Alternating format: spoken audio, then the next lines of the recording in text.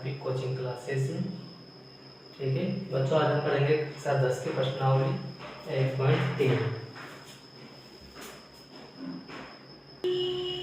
तो आज हम पढ़ने वाले हैं कक्षा 10 की प्रश्नावली 1.3। ठीक है, तो बच्चों इसमें देखिए प्रश्न जो प्रमेय है वो है कि मान लीजिए p एक अभाज्य संख्या है, यानी कि जिसके स्वयं और एक के अतिरिक्त कोई अन्य गुणनखंड नहीं है। यदि p a स्क्वायर को विभाजित करते हैं तो p a को भी विभाजित करेगी, यानी कि जो p है वो a स्क्वायर को विभाजित करती है। ठीक है, यानी कि a स्क्वायर के अंदर p का भाग रहता है। ठीक है, तो जो p है वो a को भी विभाजित करेगा, यानी कि p है वो a को भी विभाजित करेगा। ठीक है बच्चों, जैसे p एक अभाज्य संख्या है तो जैसे मैं p बराबर 2 लेता हूँ और a बराबर भी 2 लेता हूँ। ठीक है, तो 2 का स्क्वायर यानी कि 4/2, यानी कि जो p है वो a को विभाजित करती है a स्क्वायर को, तो ये a को भी विभाजित करेगी, यानी कि 2 को भी विभाजित करेगी। इसी प्रकार जैसे p में 3 लेता हूँ, ये भी अभाज्य संख्या है, और एक ले लेता हूँ मैं 6 a बराबर 6। ठीक है, तो जो 6 का स्क्वायर है वो 3 से विभाजित है।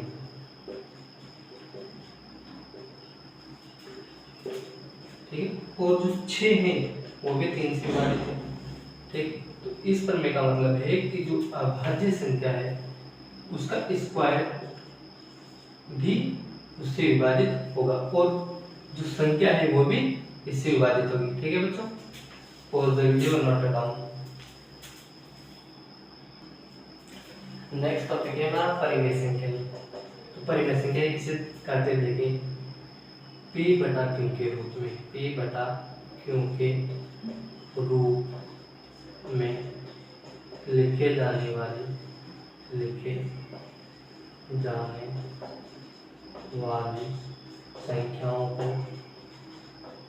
संख्याओं को परिमेय संख्याएं कहते हैं। परिमेय संख्याएं कहते हैं। ठीक है, जहां पर जो p है वो नॉट इक्वल्स टू 0, यानी कि p 0 के इक्वल नहीं होगा। ठीक है, जैसे 3/2, 4/3, 6/4 etc। ठीक है, और अपरिमेय संख्या वे संख्याएं जिन्हें p बटा q के रूप में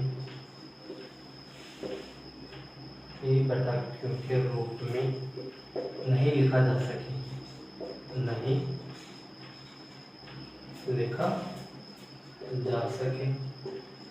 अपरिमेय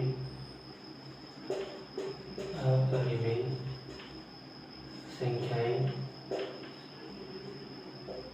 कहलाती।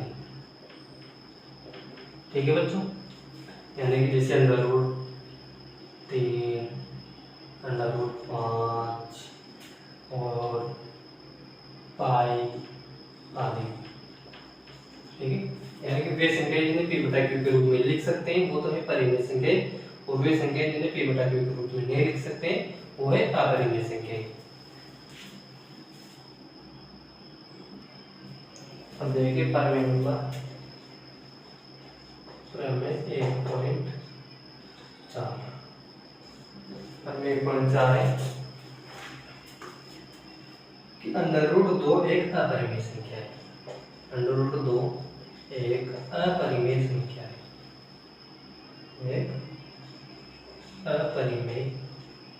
संख्या है, ये हमें प्रूव करना है। ठीक है, इस पूरे चैप्टर में हमें सिर्फ ये प्रूव करना है कि √2 वाली संख्याएं अपरिमेय संख्याएं होती हैं। ठीक है, तो हमें दे रखा है क्या कि ये अपरिमेय संख्या है, तो हम इसके विपरीत क्या करेंगे कि माना √2 एक परिमेय संख्या है,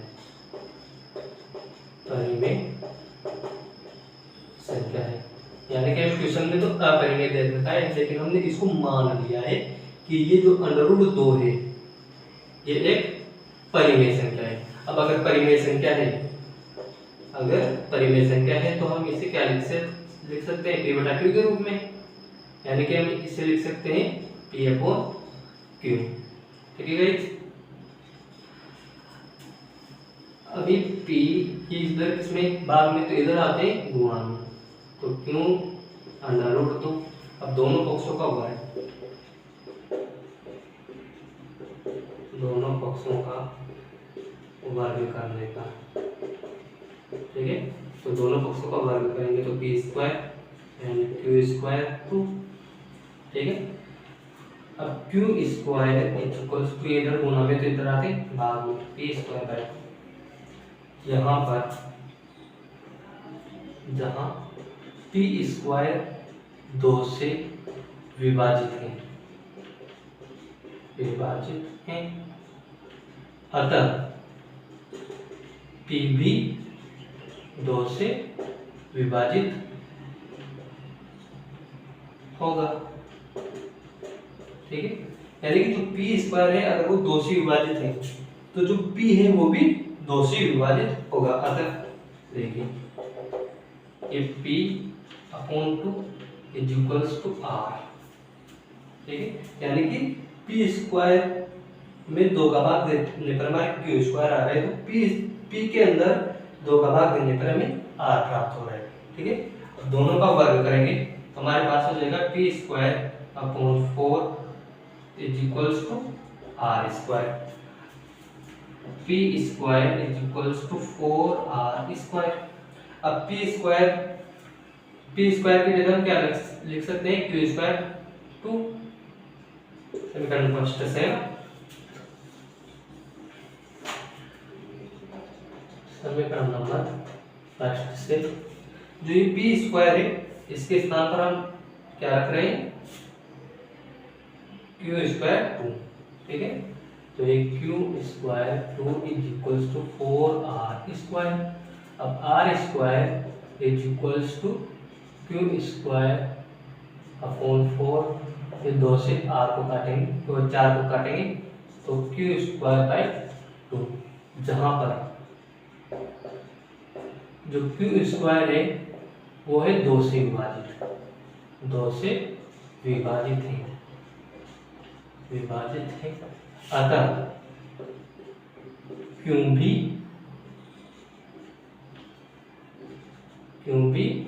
2 से विभाजित होगा, ठीक है। यानी कि देखिए जो P है वो भी 2 से विभाजित है और Q है वो भी 2 से विभाजित है, अतः P व Q का उभयनिष्ठ गुणनखंड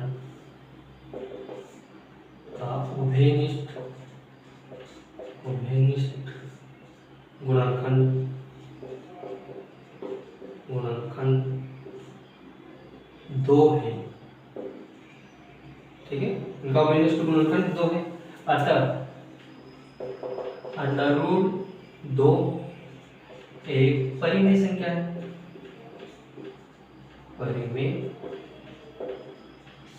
है, किंतु इससे विरोधाभास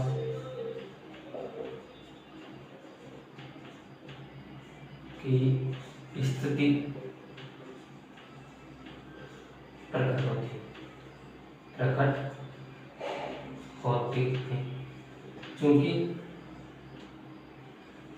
क्योंकि हम जानते हैं कि √2 एक अपरिमेय संख्या है,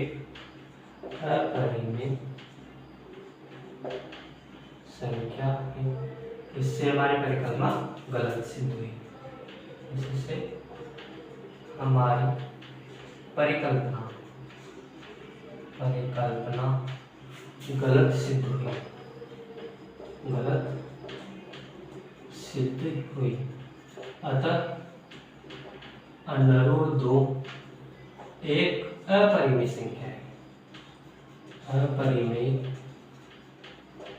संख्या है। ठीक है बच्चों, यानी कि हमें यहाँ प्रूव करना है कि यदि √2 एक अपरिमेय संख्या है, तो हमने माना कि √2 एक परिमेय संख्या है, इसके विपरीत। तो √2 परिमेय है तो इसे हम p बटा q के रूप में लिख सकते हैं। ठीक है, दोनों पक्षों का वर्ग, इनको हम पक्षांतर करके इस q को √2 की साइड में बना दिया, तो p इक्वल्स टू q √2 हो गया। दोनों पक्षों का वर्ग करेंगे तो p² इक्वल्स टू q², 2। ठीक है, तो p² q² 2 आ गया, इसको समीकरण फर्स्ट नाम दे दिया। अब जो q² इक्वल्स टू p²/2, यानी कि जो p² है वो 2 से विभाजित है।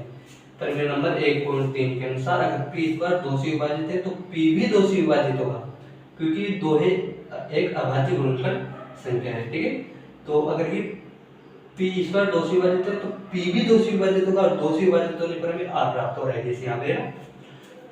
अब इन दोनों का वर्ग कर दो तो p²/4 इक्वल्स टू r²। अब इस p² के स्थान पर समीकरण नंबर 1 से q² 2 रख सकते हैं, तो यहाँ पर हमने रख दिया q² 2 इक्वल्स टू 4 r²। दोनों का पक्षांतर कर दो, r² इक्वल्स टू 2q²/4 काटने पर q²/2। अब यहाँ पर q² है वो 2 से विभाजित है, अतः q भी 2 से विभाजित होगा।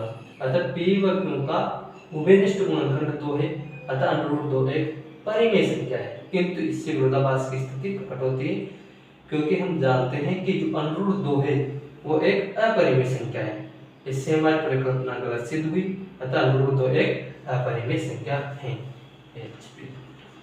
ठीक है, pause the video and note it down. Next है हमारा उदाहरण नंबर 9। इसमें हमें प्रूव करना है कि √3 एक अपरिमेय संख्या है। तो अपरिमेय, तो इसके विपरीत मान लेंगे हम। माना कि √3 एक परिमेय संख्या है, परिमेय संख्या है। आपको भी ऐसे ही करना है, यानी कि इसके जस्ट विपरीत मानना है। कोई सी भी संख्या है कि √3 √p √q √r या √3/2, ये सभी परिमेय संख्या होती है, विपरीत मान लेंगे। ठीक है, अतः √3 को हम क्या लिख सकते हैं, p/q। ठीक है, p/q। p इक्वल्स टू, ये q इधर भाग में है तो इधर जाते गुण में हो जाएगा, तो q √3। अब दोनों पक्षों का वर्ग, दोनों पक्षों का वर्ग करने पर, ठीक है, तो दोनों पक्षों का वर्ग करेंगे तो हमारे पास आएगा p² इक्वल्स टू q² 3, यानी कि p² इक्वल्स टू 3q², यानी कि जो q² इक्वल्स टू p²/3 गुणा में ना, तो इधर आते भाग, जहां p² 3 से विभाजित है, अतः p भी 3 से विभाजित होगा। अब यानी कि p² 3 से विभाजित है तो p भी 3 से विभाजित होगा, तो p/3 इक्वल्स टू r। ठीक है, अब दोनों पक्षों का वर्ग करेंगे तो p²/9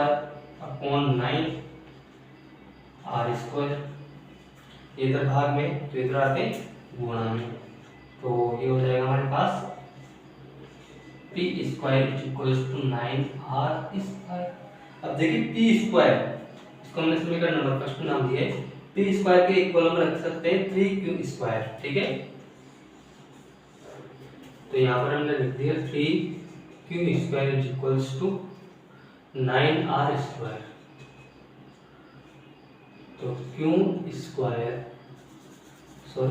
r², ये इधर गुणा में तो इधर आते भाग में, 3q²/9, तो r² इक्वल्स टू q²/3। अब जो q² है, जहां पर q² 3 से विभाजित है, अतः q भी 3 से विभाजित होगा, ठीक है बच्चों। यानी कि ये जो क्यू स्क्वायर है 3 से विभाजित है, तो क्यू भी 3 से विभाजित होगा। अतः P व Q दोनों के उभयनिष्ठ गुणनखंड,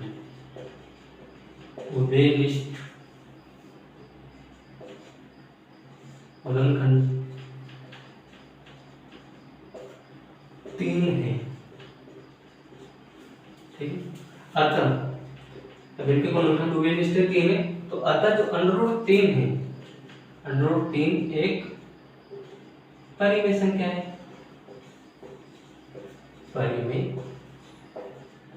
संख्या है। इससे विरोधाभास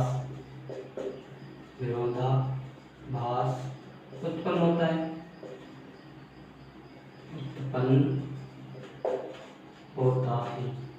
क्योंकि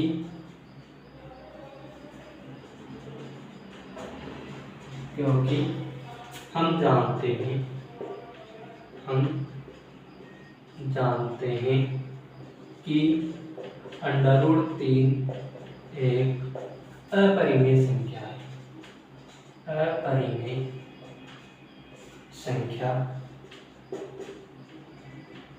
है, ठीक है।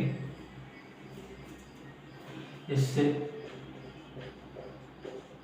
हमारी परिकल्पना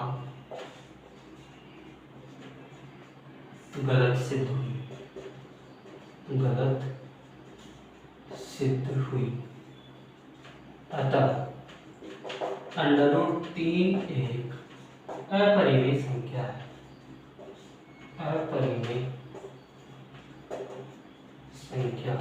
ठीक है बच्चों। यानी कि जो P और Q है उसके बाद जो गुणनखंड सेम है और 3 है। अब इनके बाद गुणनखंड 3 है, तो √3 भी क्या होना चाहिए, परिमेय, क्योंकि देखिए ये दोनों इसके इक्वल है ना, तो √3 एक परिमेय संख्या होनी चाहिए। लेकिन इससे विरोधाभास उत्पन्न होता है, क्यों? क्योंकि हम जानते हैं कि √3 है वो एक अपरिमेय संख्या है, जानते हैं ना। तो इससे हमारी जो परिकल्पना हमने माना था कि √3 एक परिमेय संख्या है, तो ये हमारी परिकल्पना गलत सिद्ध हुई। अतः √3 एक अपरिमेय संख्या है, ठीक है। Pause the video and note it down. Next उदाहरण हमारा उदाहरण नंबर 10, जिसमें हमें प्रूव करना है कि 5 माइनस √3 है वो एक अपरिमेय संख्या है, ठीक है। हमारे पहले तो सिर्फ √3 वाले ही आ रहे थे, यानी कि जो सिंगल √ वाले हैं वही आ रहे थे। अब हमारे साथ यहाँ पे माइनस का 5 भी इसके इक्वल है, ठीक है ना, यानी कि 5 भी इसके साथ में, तो वही यहाँ पे अपरिमेय दे रखा है, तो हम इसको परिमेय मान लेंगे, ठीक है। माना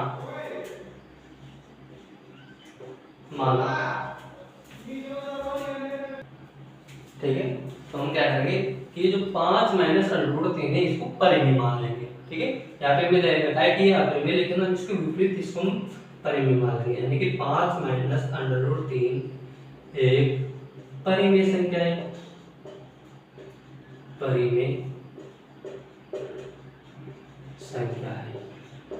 ठीक है। अतः अगर ये परिमेय संख्या है, तो जो 5 माइनस √3 है इसे हम P बटा Q के रूप में लिख सकते हैं, इसे हम P बटा Q के रूप में, P बटा Q, ठीक है। अब देखिए हम क्या करेंगे कि दोनों पक्षों को वर्ग कर देंगे, ठीक है। दोनों पक्षों का वर्ग करने का, यहाँ पर तो हमारा हो जाएगा 5 माइनस √3 का वर्ग, और यहाँ पर P square upon Q square, ठीक है। अब यहाँ पर देखिए ये 5 माइनस √3 का जो स्क्वायर है वो a माइनस b का होल स्क्वायर हो गया, तो इसे हम बोलेंगे a square plus b square minus 2ab, यानी कि a तो क्या है यहाँ पर 5 का स्क्वायर यानी कि 25 प्लस b स्क्वायर यानी कि √3 का स्क्वायर 3 -2 × 5 √3 2ab, ठीक है, =p²/q²। अब हमें क्या करना है कि जो √3 है इससे हमें सिंगल करना है यहाँ पर, है ना, यानी कि सभी को हमें इधर करना है, इस तरह भेजना है। तो ये हो गया हमारे पास 25 और 3 28 -5 दूनी 10 √3 p²/q²,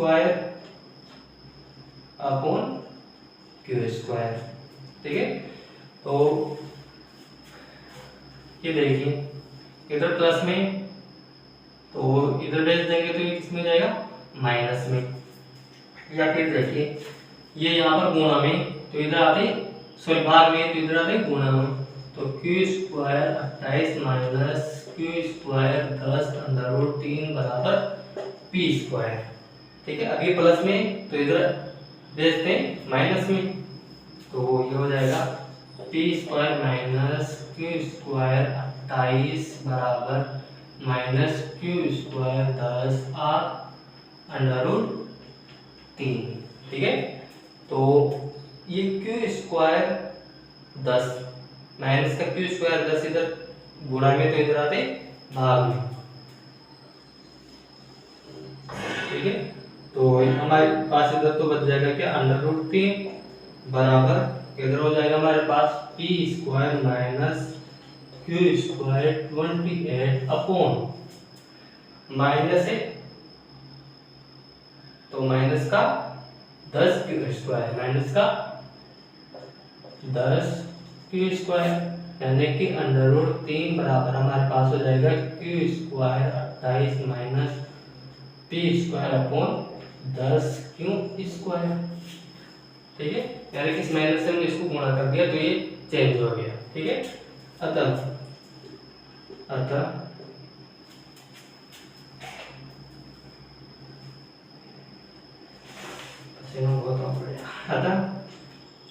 जो q² 28 - p²/10 q² एक भाज्य संख्या है, भाज्य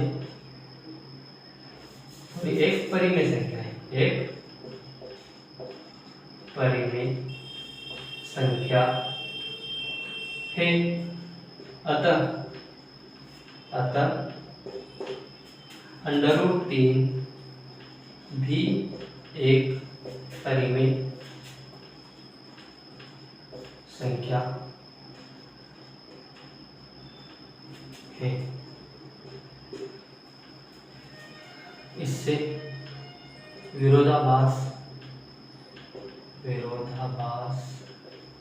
की स्थिति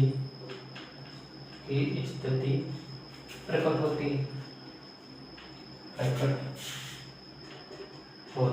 है, क्योंकि हम जानते हैं कि √3 एक अपरिमेय संख्या है, अपरिमेय संख्या है। अतः हमारी परिकल्पना गलत सिद्ध हुई, √5 -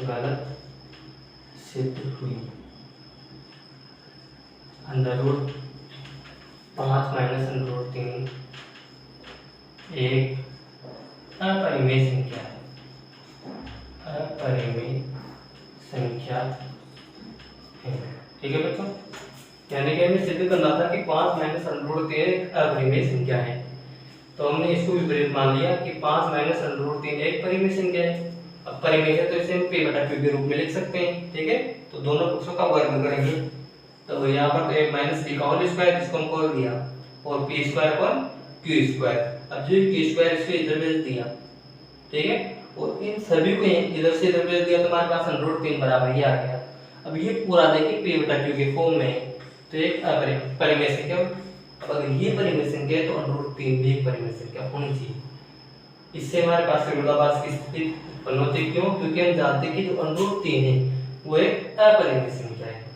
अतः इससे हमारी परिकल्पना गलत सिद्ध हुई, और 5 - √3 एक अपरिमेय संख्या है। वीडियो और नोट डाउन। ठीक है। अब नेक्स्ट उदाहरण है हमारे पास उदाहरण नंबर 11, जिसमें हमें प्रूव करना है कि जो 3√2 है और एक अपरिमेय संख्या है। ठीक है, तो वही अपरिमेय, हम इसे परिमेय मान लेंगे कि माना कि जो 3√2 है वह एक परिमेय संख्या है, परिमेय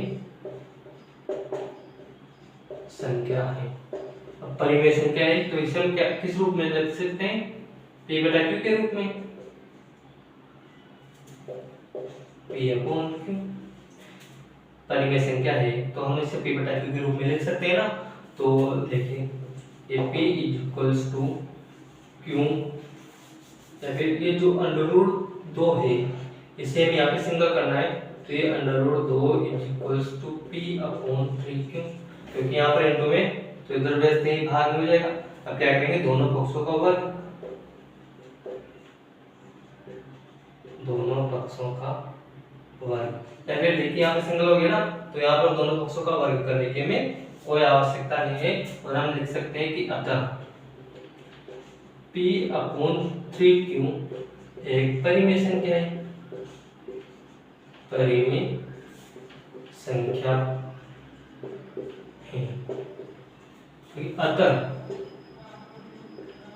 अगर ये परिमेय संख्या है तो ये भी परिमेय संख्या होनी चाहिए क्योंकि इसके इक्वल है ना। अतः √3 भी एक परिमेय संख्या, परिमेय संख्या हुई। इससे विरोधाभास की स्थिति प्रकट होती है, क्योंकि हम जानते हैं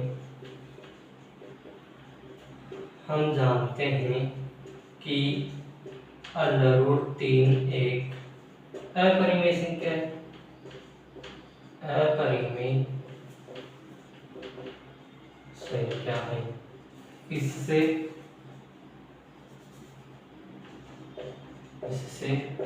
हमारी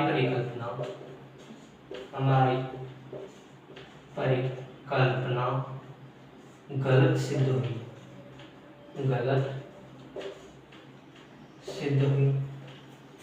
अतः जो √3√2